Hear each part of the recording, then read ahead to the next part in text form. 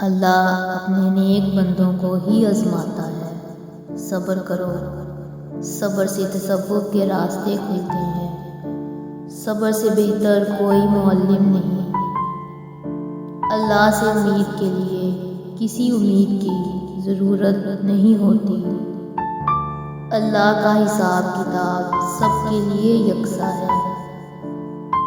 جو لوگ باطل سے مرغوب ہو کر اپنے قدم پیچھے ہٹا لیں تو اللہ ایسے لوگوں کی مدد نہیں کرتا۔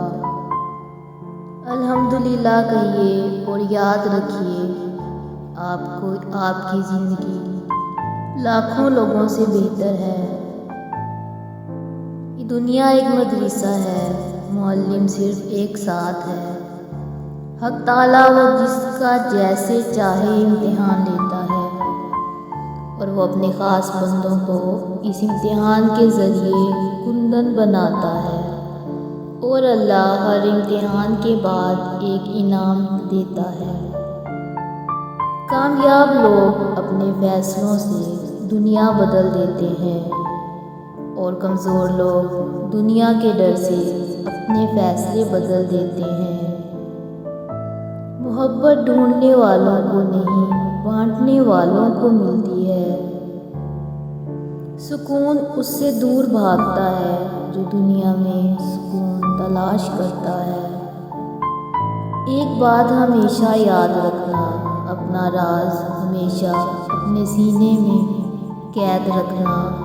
خود بھی چین سے رہو گے تمہارا راز بھی محفوظ رہے گا۔ جس کا کوئی خواب نہیں اس کا کوئی مستقبل بھی نہیں۔ میں محبت کے مذہب پہ یقین رکھتا ہوں کیونکہ محبت ہی ہمارا مذہب اور ایمان ہے۔ صرف ایک غلطی کی دیر ہے، لوگ بھول جائیں گے کہ آپ کتنے شاندار تھے۔ جو آنسو ہم بہاتے ہیں وہ ہمارے دل کے باغ کو سیراب کر دیتے ہیں۔ جو جستجو کر کے ہدایت پالے اسے ستاروں کی کوئی ضرورت نہیں پڑتی، کیونکہ سورج کے آب و تاب کے سامنے ستاروں کی کیا اہمیت۔